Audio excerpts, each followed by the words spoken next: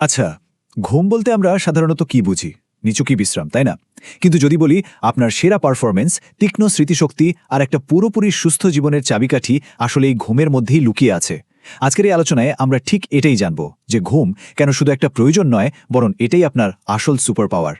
একবার ভেবে দেখুন তো, আমাদের জীবনের প্রায় 1/3 সময় আমরা অচেতন থাকি। এটা কি স্রেফ সময়ের অপচয়?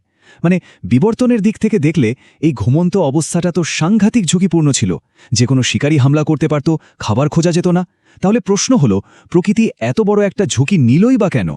উত্তরটা কিন্তু খুব সহজ, কারণ ঘুমের যে উপকার তার কাছে এই ঝুঁকি কিছুই না। টিকে থাকার জন্য ঘুম আমাদের এমন কিছু দেয় যা ছাড়া হয়তো আমাদের অস্তিত্বই থাকতো না। চলুন সেই অসাধারণ উপকারিতাগুলো এবার একে একে জেনে নেওয়া যাক। তো আজকের এই যাত্রায় আমরা কি দেখব? আমরা দেখব ঘুম কিভাবে আমাদের পারফরম্যান্সকে অন্য মাত্রায় নিয়ে যায়, কিভাবে আমাদের শরীরকে মেরামত করে, মস্তিষ্ককে আপগ্রেড করে, এর অভাবে কি মারাত্মক ক্ষতি হতে পারে, এবং সবশেষে কিভাবে আমরা এই সুপার পাওয়ারটাকে আবার ফিরে পেতে পারি। প্রথম পর্ব, পারফরম্যান্স বর্ধক। আচ্ছা, বিশ্বের সেরা অ্যাথলিট বা সবথেকে সফল মানুষদের সাফল্যের পেছনের আসল রহস্যটা কি? কঠোর পরিশ্রম তো আছেই, কিন্তু তাদের আসল অস্ত্রটা হলো ঘুম। চলুন দেখি কেন সেরারা ঘুমকে এত দামি মনে করে। কথাটা কিন্তু 100% সত্যি। সেরা পারফর্মার্সরা শুধু জিমে ঘাম ঝরান না, তারা রিকভারি বা পুনরুদ্ধারের ওপরও ঠিক ততটাই জোর দেন। আর তাদের সেরা রিকভারি টুল ঘুম।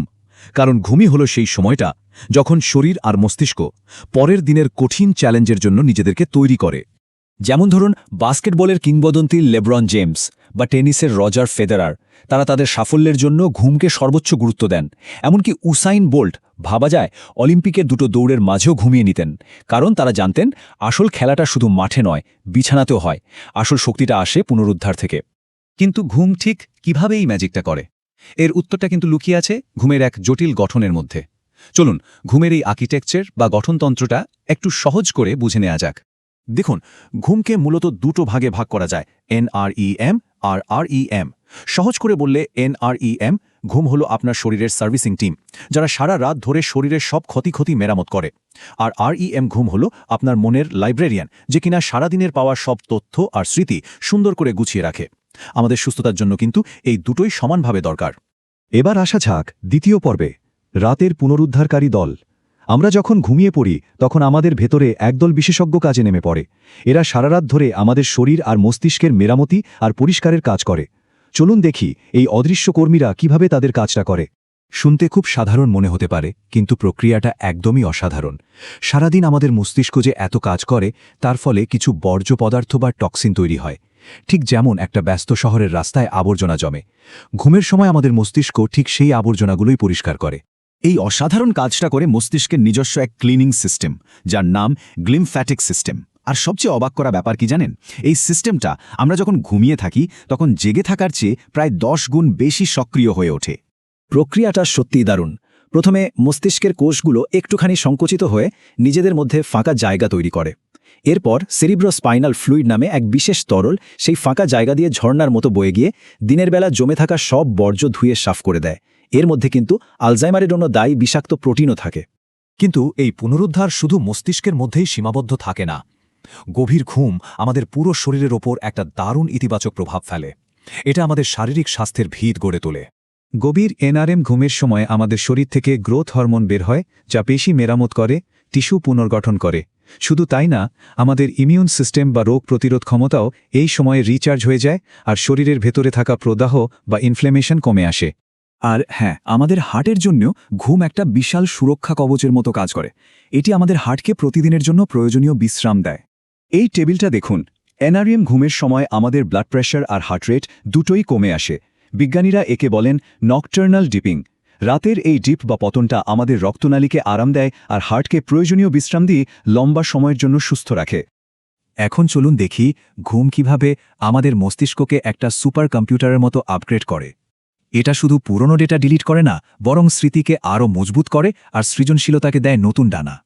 শেখার ব্যাপারে ঘুমের ভূমিকাটা কিন্তু দ্বিমুখী।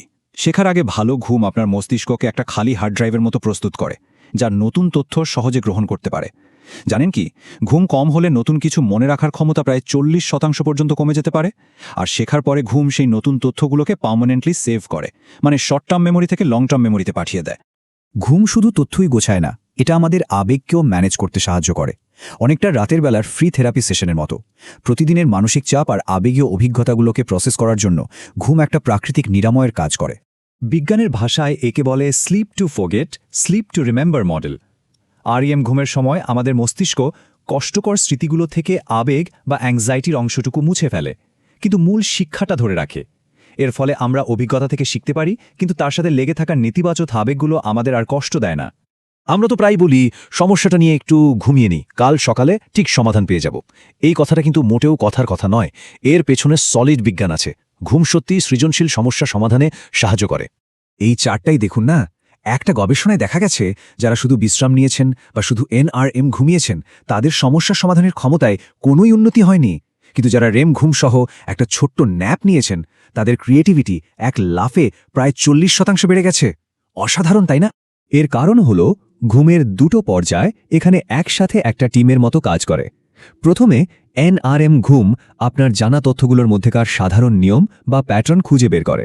এরপর REM ঘুম সেই নিয়মগুলোকে ব্যবহার করে একদমই আলাদা দুটো ধারণার মধ্যে একটা দারুণ নতুন সংযোগ তৈরি করে। আর এভাবেই আসে সেই ইউরেকা মোমেন্ট। এতক্ষণ তো আমরা ঘুমের উপকারিতা নিয়ে কথা বললাম, কিন্তু যদি আমরা এই সুপার পাওয়ারটাকে অবহেলা করি, তার ফলটা কি হতে পারে? ঘুমের অভাব আমাদের জন্য যে কতটা মারাত্মক তা জানলে সত্যি অবাক হতে হয়। শুরু করা যাক হৃদরোগ দিয়ে। যারা নিয়মিত কম ঘুমান তাদের করোনারি হৃদরোগে আক্রান্ত হওয়ার বা মারা যাওয়ার ঝুঁকি ৪৫% পর্যন্ত বেড়ে যেতে পারে। শুধু তাই না, কর্মক্ষেত্রে এর প্রভাব আরও মারাত্মক। গবেষণায় দেখা গেছে ঘুমবঞ্চিত সার্জেনরা অপারেশনের সময় ২০ থেকে ৩০% বেশি ভুল করেন। একবার ভাবুন এর পরিণতি কতটা ভয়াবহ হতে পারে। ঘুমের অভাব আমাদের হরমোনের ওপরও মারাত্মক প্রভাব ফেলে। মাত্র ১ সপ্তাহ কম ঘুমালে একজন তরুণের টেস্টোস্টেরনের মাত্রা কমে গিয়ে তার চেয়ে ১০-১৫ বছরের বড় কোনো ব্যক্তির পর্যায়ে নেমে আসতে পারে। সোজা কথায়, ঘুমের অভাব আপনার বার্ধক্যকে দ্রুত ডেকে আনে। আর সবচেয়ে বিপজ্জনক দিকটা কি জানেন? আমরা নিজেরাই নিজেদের এই খারাপ অবস্থাটা ধরতে পারি না। কয়েক রাত কম ঘুমালে আমাদের পারফরম্যান্স একজন মাতাল ব্যক্তির মতোই খারাপ হয়ে যায়। কিন্তু ভয়ের ব্যাপার হলো আমরা সেটা টেরেও পাই না। আমাদের মনে হতে থাকে আমরা তো একদম ঠিকঠাক কাজ করছি। আর দীর্ঘমেয়াদে ঘুমের অভাব মানে আলজাইমার, ক্যান্সার, ডায়াবেটিস, স্ট্রোক এবং ডিপ্রেশনের মতো মারাত্মক রোগের ঝুঁকিকে আমন্ত্রণ জানানো। আমাদের রোগ প্রতিরোধ ব্যবস্থা পুরোপুরি ভেঙে পড়ে।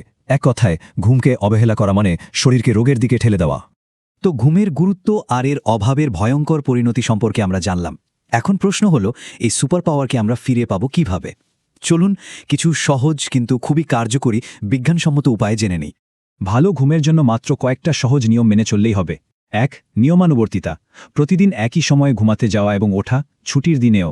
২. তাপমাত্রা। শোবার ঘরটা একটু ঠান্ডা রাখুন, প্রায় 18 ডিগ্রি সেলসিয়াসের কাছাকাছি। ৩. অন্ধকার। ঘরটা যেন একদম ঘুটঘুটে অন্ধকার হয়, আর ঘুমানোর অন্তত ১ ঘন্টা আগে ফোন, টিভি সব বন্ধ। ৪. ক্যাফেইন আর অ্যালকোহল এড়িয়ে চলুন, বিশেষ করে দুপুরের পর। আর ৫. যদি ২০ মিনিটের মধ্যে ঘুম না আসে, জোর করে শুয়ে থাকবেন না, উঠে পড়ুন, কম আলোতে আরামদায়ক কিছু করুন, তারপর আবার ঘুমাতে যান। শেষ করার আগে এই কথাটা মনে রাখা খুব জরুরি। ঘুম কোনো বিলাসিতা নয়, এটা একটা জৈবিক প্রয়োজন, যা নিয়ে কোনো আপোষ চলে না। ঠিক যেমন নিঃশ্বাস নেওয়া বা জলপান করা।